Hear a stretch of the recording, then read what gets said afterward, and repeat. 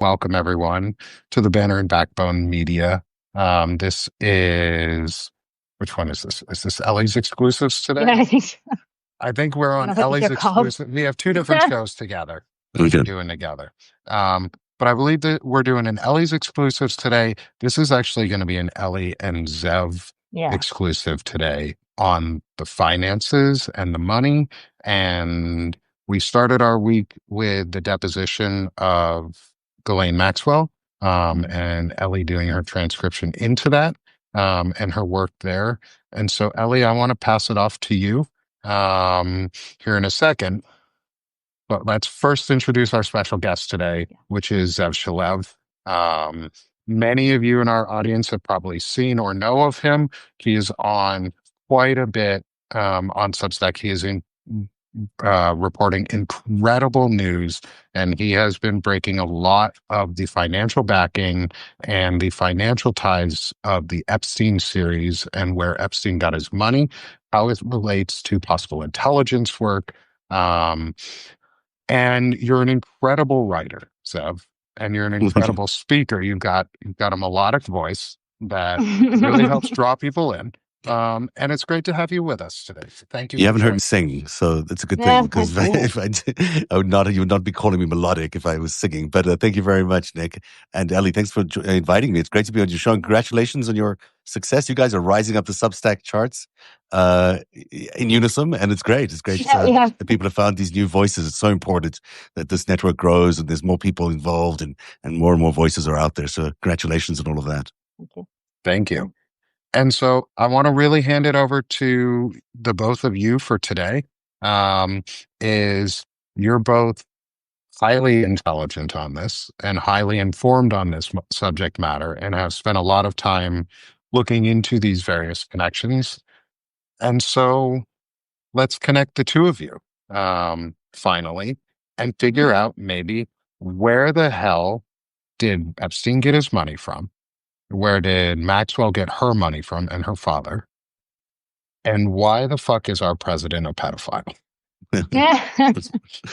Or how did we get to this place where alleged, let's be sure we say this correctly, an alleged pedophile, he has not been proven to be, he is in pictures and other things, but he's still alleged pedophile.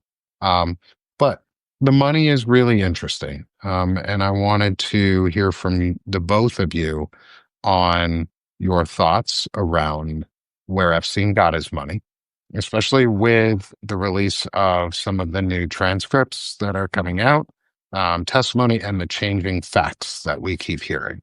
And so, Ellie, I'll hand it off to you to begin with you and Zev. Okay. I was just curious how you felt with these depositions coming out, because I think, have you listened to all the way through? I'm going slow, but. Yeah, I've listened to Glenn's most of it. I haven't listened to all of it, but most of it I've listened to. Yeah, okay, I'm going super slow because I'm retranscribing it, because that's my small business. Is I own a transcription business. Oh, great. And I know that most transcribers are a little bit slipshod, and so I wanted to retranscribe and see if stuff was missed, and stuff was missed. So I'm glad I'm doing. Oh, really? It. Well, I mean, there's a lot of stuff that they say is indiscernible, can't hear this, or they'll type something up if people are interrupting. They'll type it up incorrectly because they couldn't hear what was being said. And so I'm catching a few things here and there. I'm curious how you felt just on sort of like a psychological, emotional level of the idea of why they released the transcripts, but then also gave us the audio, because they didn't have to. They could have just given us the transcripts. So how do you feel about the fact that they released those audio files as well?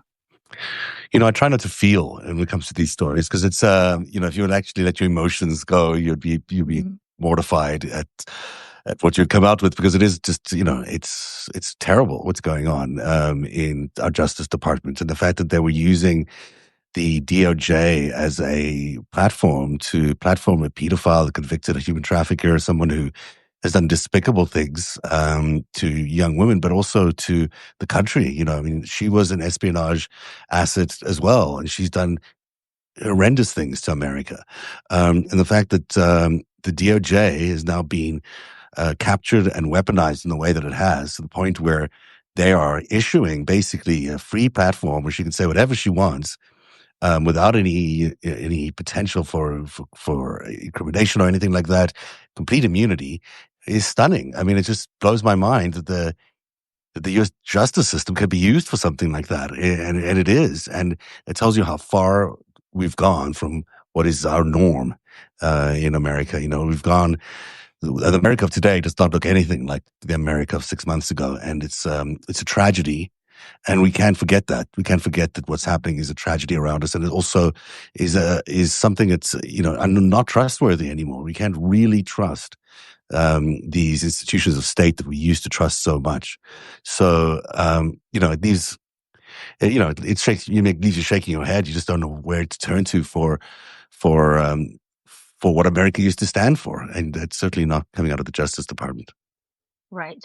And do you feel like in these interviews is Ghislaine Maxwell convincing? Do you feel like they're trying to have us feel empathetic toward her, which is why they've given us this audio, or do you think they might be it's hard trying too?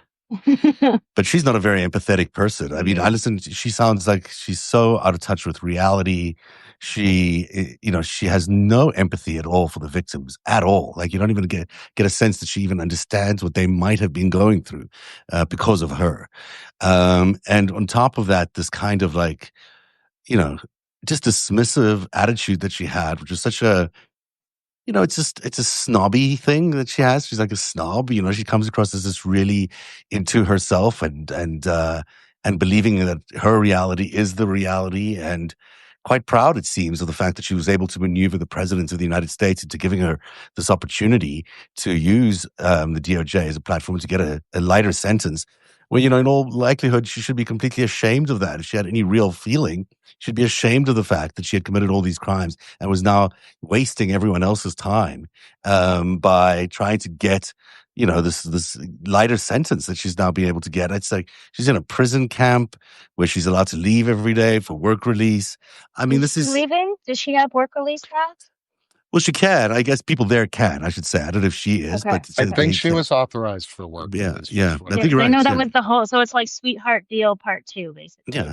I mean, imagine this woman who's a pedophile wandering in the streets of where she's in Tennessee. Yeah. I mean, imagine her just disappearing, just wandering the streets. I mean, she's got a history of being a sex criminal, and the president of the United States is letting her go to work unsupervised every day. I mean, it's kind of like, this is the man who was meant to protect children in this QAnon's, phenomenon that they were trying to introduce. And this is the great protector of children. I mean, it's so ludicrous. Yeah. And so where do you, taking this like disconnection, the Maxwell side of it, is because I think this is where a lot of it starts is, I know, Zev, you've reported a lot on this, but I want to get your take in person, is do you think that the Maxwells were part of a intelligence apparatus or more than one? I think more than one. And I don't think you need to, look, I heard from various sources that they were definitely part of Israeli military intelligence, separate from Mossad, by the way, two different organizations. Amman is military intelligence. Mossad is another part of the spy infrastructure of Israel, but they were not part of Mossad. They were part of Israeli military intelligence. But clearly, they also had connections to the KGB and then the FSB, because those two organizations often work together, and they often work together along with the Israeli-Russian mob. So you've got a infrastructure there that is really pre-exists. And you don't have to really squint that hard, because the situation that Robert Maxwell left behind was that he was a spy for three agencies, for MI6, for KGB, and for the Israelis. And because I believe that they were really the inheritors of that network of what he was doing, they were completing his work. They're sort of the third act of this, the second act of a 3-act play. I think that you've got clear evidence there that they would have inherited the same things. So they probably are connected to the same organizations. And more so, I think the CIA is involved in this too, because of the Iran-Contra money, because of that missing, fortune that has never been reclaimed by the CIA, likely was, landed up in Robert Maxwell's offshore holdings, that they would have inherited that too. So you've got, potentially 4 intelligence agencies all connected to these 2 people. But to say that they're not, as she was claiming, that there was no intelligence is almost laughable. I mean, it's so ludicrous, because why is everyone doing this to them? Why if you believe her story, that she did nothing wrong, there's nothing happened, it's all just these people trying to get money from them. Really? You had all these people in your employer that wanted to sue you regularly, and they wanted to attack you personally and risk their lives? It's nonsensical, obviously. So clearly they were, Do you intelligence figures for various agencies. do you feel that Steve Bannon, kind of jumping ahead, do you feel that Steve Bannon knew that for sure about Jeffrey Epstein? So I know he just jumped in and just worked himself in there in 2017, kind of out of the blue, to become his new best friend. But a lot of that had to do with him thinking that Epstein had CIA connections and him wanting to get back into the White House and telling people he was connected to the CIA when he hadn't been. Do you think he knew that for sure at that time? Well, I think he was out with the president, and I think he knew that Jeffrey Epstein had a connection to the president, and he still does. The the truth of it is, what's missing in everyone's sort of narrative is that these 2 are not just um, best of friends. They were business partners. They were running parallel operations for the Russians, in terms of money laundering and in terms of getting this capital that was taken out of the Soviet Union into the United States. So they were working with each other. And as I try to point out in one of the Greatest Heights chapters I've done, it's clear that these guys were all working in coordination with each other to tank the economy at various times, and to tank companies at various times, to profit from those collapses. It's the same pump and dump operations that they've been doing in other ways. They've been doing it in their operations with Semyon Migolovich, that Felix Sater was involved in. It's the same thing that they were doing when they were introducing the tariffs. It's the same manipulation of the market in order to profit from it. This is what they do. This is that crowd. And, that comes at great expense to the American people and the American dream. Do you think that's why in their final blow up over, what is it, the Maison Lamité and in Palm Beach, do you think that's why that was such a big deal? Because then Trump turned around and flipped it and sold it to a Russian oligarch. So do you think that there was Russian money involved in that whole transaction, and that's why they fell Oh, out? the money was always going to come from Russia. I think they were maybe disagreeing about who gets it, and whether Jeffrey Epstein gets the cut and then gives it to Donald Trump, or whether it was going to be Donald Trump who gets it directly. And it's clear that Rabobliov was overpaying by $50 million or whatever it was when he bought this property. He didn't even want this property. Had never been there. Didn't like it. Landed up demolishing it. I mean, this is obviously a money laundering exercise that went through. As for their breakup over it, I mean, clearly, I think that is the scenario. I think that it was typically Jeffrey Epstein who got the funds and would pass it on to Donald Trump. And in this case, I think Donald Trump had enough of Jeffrey Epstein and said, I'm going to get it directly. Why am I giving you the cut? Now he knows why, because it landed up being a huge open wound in their relationship, which has been visible to all of us. They could really give us a view into how these operations worked and how much money was being poured into the Trump properties, into Donald Trump and to Jeffrey Epstein. So one of the things that I asked Ellie once of this, I think, was, does she think that the Trump business itself is a front organization? Very similar to like a mobster running a laundromat to front their money and to launder their money. Do you think that the actual real estate business has always been a front for pedophilia or trafficking? Human trafficking? Look, this is all organized criminal activity, and I think it overlays each other. I don't know whether you could say that his condo towers were used for human trafficking. Certainly, his modeling agency, you could say that about that. His purchase of Miss America and Miss America, or was Miss Universe, Miss USA. Teen USA. Yeah, I mean, those two things are clearly, suspicious. There's no reason for a guy like him, who just out of bankruptcy, to buy these beauty contests. except for the fact that there were international organizations that had business operations around the world, because every single country was sending their women to this beauty contest. And what a great way to launder money, because no one's going to question if Miss Universe or Miss Teen America, whatever it is got all this money coming in from around the world because it's an international organization. And I think that's why they bought it ultimately. So to answer your question about whether all of the Trump organizations were fronts, yes. To what extent they were money laundering fronts or human trafficking fronts, I don't, you have to really look at what types of businesses they were there. But there was gambling that went on in the Trump towers. There was every inconceivable amounts of money laundering. I mean, I think we ought expected that was in the billions of dollars that went through his properties. And I think that that's a very untapped story, is the modeling industry's crossover with human trafficking. Because if you look at all these stories, all these guys had a small business modeling agency, right? Trump had his modeling agency. Epstein had his modeling agency. Jean-Luc Brunel had his modeling agency. You had this guy, Eppinger, who was trafficking Virginia Giuffre in the beginning. He had his modeling agency. Like, everybody was involved with these 13, 14-year-old girls who were trying to get into modeling, some in the US, some from Eastern European countries. But nobody's ever done a deep dive or a dig or an investigation on the modeling agencies and the industry as a whole, because inevitably it's probably still going on at some point in some level, because people are sending their kids to America before they're 18 to come work as models. But that's never been touched.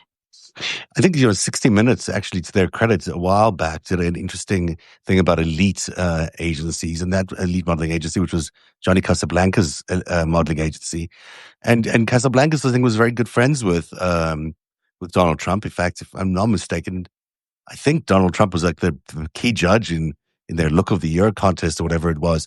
But you're absolutely right, Ellie. I think there's a huge, that's why I was saying this investigation into the money is so broad and so big that, as we're writing The Greatest Heist, there's just so many ways to go, so many avenues to follow. And each one is so rich with so much revelation about, once you've got your mindset around the idea that there were, fronts for the mob and laundering money and whatever, boy, it changes everything. That lens gives you a completely different take on what happened when you use that.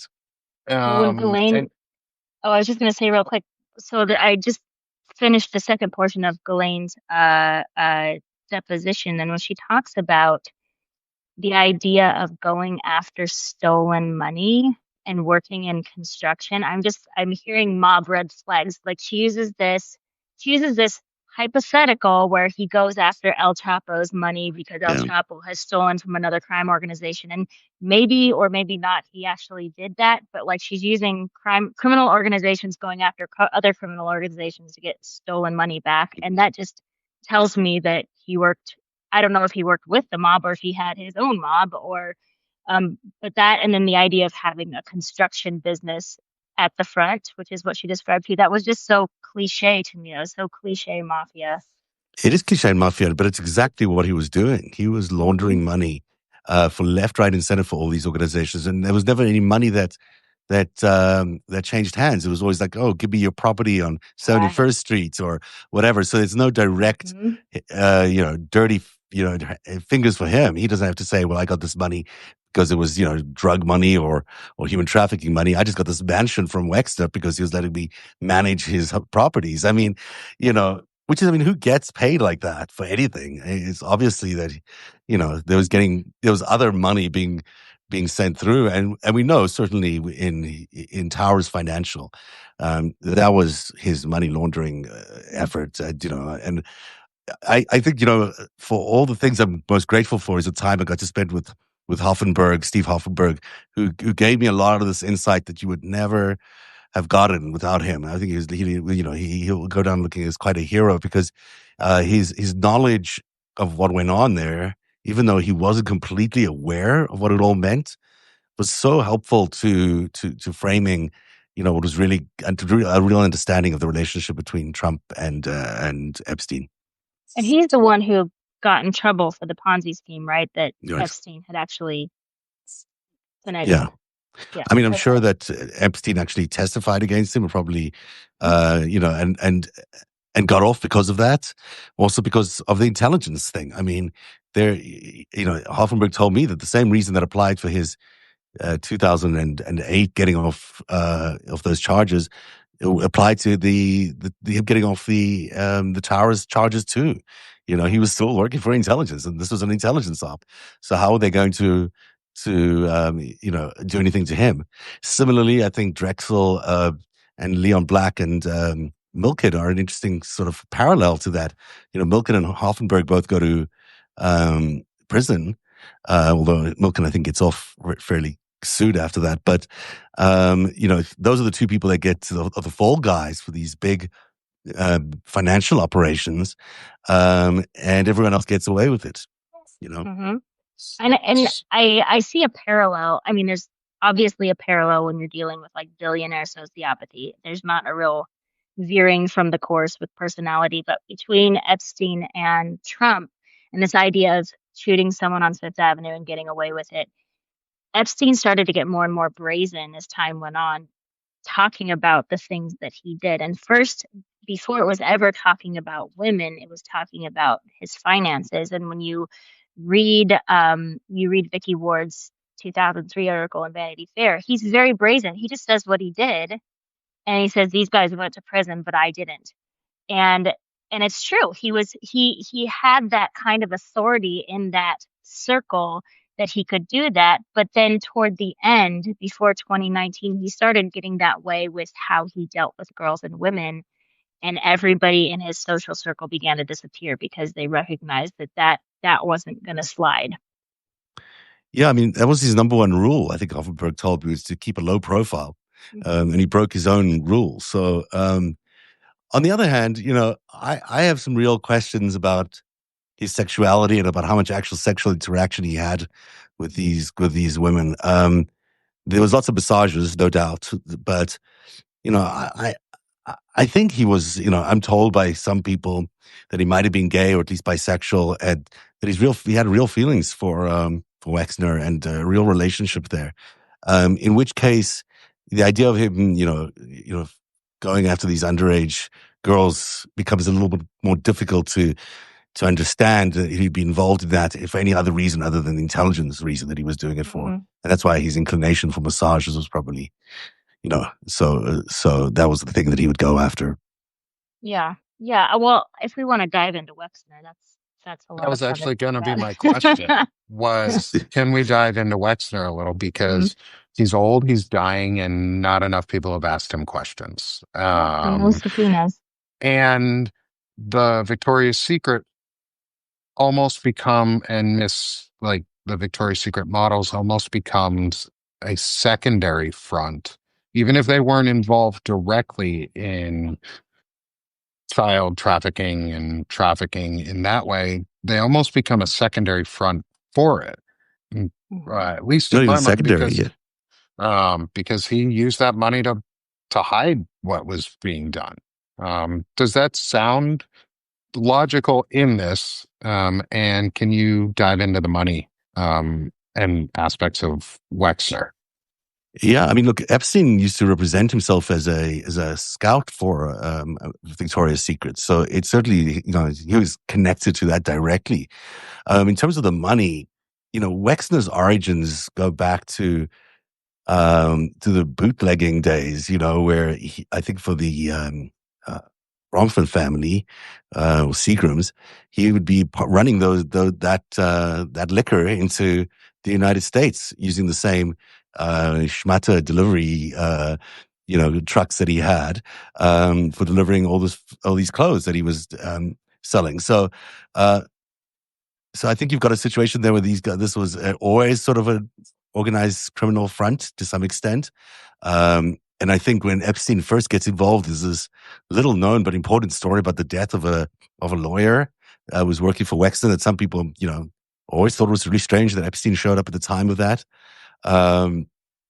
But in terms of their, there's just the Victoria's Secret's catalog, the human trafficking and the and all of that obviously connected to each other. There's this impossible for it not to be. There's a lot of money, I think, in the Wexner empire that needed to be laundered because of it. They were not selling those clothes. They were obviously moving other things around. Now, X is a very troubling figure. Every time I cover him, I hear about it. Sometimes not the nicest way. So, I think that's the reason a lot of people haven't spoken to him, and why we'll never probably hear from him on the story. Well, he's listed. Isn't he the only person on paper who's a public client of Jeffrey Epstein? Although Maxwell then went off and listed all his other supposed clients, but Selectively, yes. yeah. But not on a list of any sort. No. But not on the list. Like, he was the only publicly listed client of Jeffrey Epstein, and yeah, I have heard the things. Well, I think Leon Black was as well. I think we knew that Leon Black was because of the extraordinary amount of money he was paying for it. Was tax advice, 158 million or something like that. And then I think I was surprised to hear Weinstein's name show up in in her list of people. But we were missing a lot of people. We were missing. And George Mitchell was there. Not surprisingly, a lot of Democrats going to be included in what they're putting out. But we were missing the Khashoggis of the world. We were missing the Maxwells of the world. Her father was a client as well of Epstein's, and that's certainly what really triggered my current investigation is that the idea that Offenberg told me that Epstein was trying to manage the debt of Maxwell before his death. I mean, that just opens up a whole world of stories and changes your perspective around the whole thing. Do you believe the story that Wexner paid Epstein for his services with a whole house, or do you think that's bullshit? I mean, I think that yes, I think that that's how he paid for it, but I don't think it was the services per se. I think that Wexner is very connected to Israel. He's a huge Zionist. I think you have to factor in the fact that he was working for Israeli military intelligence. We don't really understand what was going on there, but I think it's very hard to imagine a Jeffrey Epstein story without Wexner and his connections to Israel. Mm-hmm.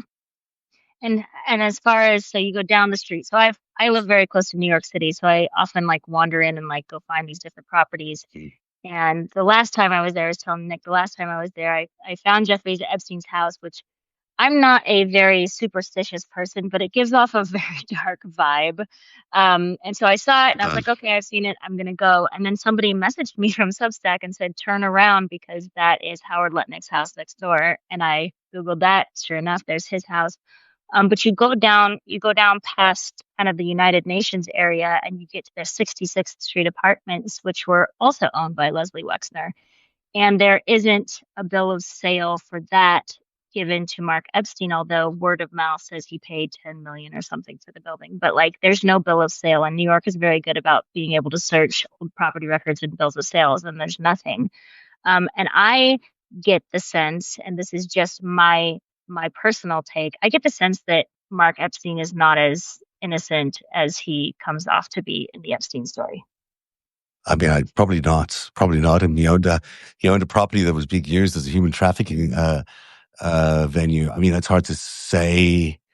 It's hard to say entirely whether he was directly involved, but it seems like he must have been aware that people like Ehud Barak was showing up. Lived in there, right? Yeah, and why is the Prime Minister of Israel showing up, or the Defense Minister of Israel showing up to meet these women?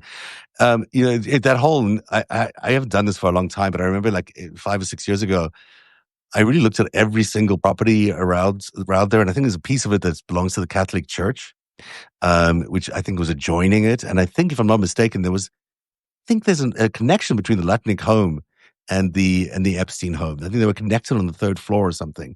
So, I mean, this is not, these are not separate things. These are connected entities, and certainly it wouldn't be surprising if they were operating that as part of the business. That whole mansion complex was, and the connection to the Catholic Church is interesting too. Right. Well, and Bill Cosby lived across the street. Right. So far. But, it's really interesting you say that, because when I found his house, I looked at the house next door and I went, wait, which one is it? Because the entryway looks like it goes to both. And when everybody talks about Epstein's house being, the biggest mansion in New York City, it doesn't look like it. When you come up Mhm. to it, it doesn't look like it. Like all of them look relatively the same size. And I Googled it and it said it had something like 7 floors. And I thought, man, I can only see 4. So what does that mean? Is there a lot of space underground? Like, are there several stories underground? So there's a lot of that there, but also in New York, they'll have full apartment buildings, these brownstones that are actually offshoots for the subway exhaust. They don't even actually have a home inside them. They're just gutted for the subway exhaust. So there's a lot of tunnels and spaces between properties. So it's not unlikely that you would get one of these homes that's, at least 100 years old. It has the servants' entrance below the stairs, that they wouldn't be connected to the home next door. And, if it is, it is, but there's no blueprint of. Yeah, and if you look at that's really interesting. That's great insight. Thank you for sharing that. If you look at on the satellite visuals around that area too, the backyards are often left sort of unexplored. But these two apartments or these buildings, both these houses had adjoining yards. So there's another way in and out of there. And it's interesting. This whole tunnel situation is fascinating to me. Do you remember that Chabad thing that came out a few months ago? Or was it Yeah, I do. where these guys were Where like the rabbis were yeah, doing weird stuff, Oh, and mm-hmm. yeah, it was and like this disappearing Jewish in and out mafia of thing. in and out of these manholes in Manhattan and in Brooklyn, and who knew that you could get around around New York City through these manholes, and Chabad knows. So and The Ninja Turtles knew. yeah, exactly, Yeah. exactly. What's Well, your and it's favorite Ninja interesting Turtle? because Michelangelo, of course. Yes. How about yours, Zev? I'd go with Michelangelo too, but I think I only know two. It's Leonardo and Michelangelo. I think those are the two. Well, see, when I was a kid, it was Michelangelo, and then I remember all I wanted was the pajamas, and they had Ninja Turtle slippers back then. All the kids had with the little head on the toe, and my grandma got me Leonardo, and I was just like, or maybe it was Donatello, but I was just like, this is not the right one. But thank you. I have a You mask somewhere that's a betrayed Ninja me. Turtle mask. So I have tattoos that are Ninja Turtle Oh my tattoos. gosh. Are you serious? On my side. Yeah, my first words were turtle power. Oh So wow. Oh, nice. I'm like a super fan. Kayabunga. Millennial. Cowabunga. Close. Kawabunga. Yeah. They did some weird trips too in the show. Like they went to South America at points. Why am I opening this? Okay, there you go. Yeah, so my question about Howard Lutnick's house was when he bought it in Dog's 1998. When he bought it in 1998, he bought it, and I've heard that he actually bought it from Epstein. So Epstein may have owned that building prior, or was it Wexner? I don't know. But he immediately turned it into an apartment building. So he didn't live in it. He turned it into units, which is an interesting theory because, then you have Epstein right next door and you have an apartment building connected potentially. Like there's not something for me to look up about that. So that's really interesting. I hate to cut this short, but my son may have just broken his arm. Okay. So like after that. All right. It was wonderful meeting you, Zev. Likewise. Go deal with your son. To have another one of these meetings soon. Hopefully. Thanks very much for having me on. See you later. Bye, guys. Bye. Thanks. I hope he's okay. Yeah.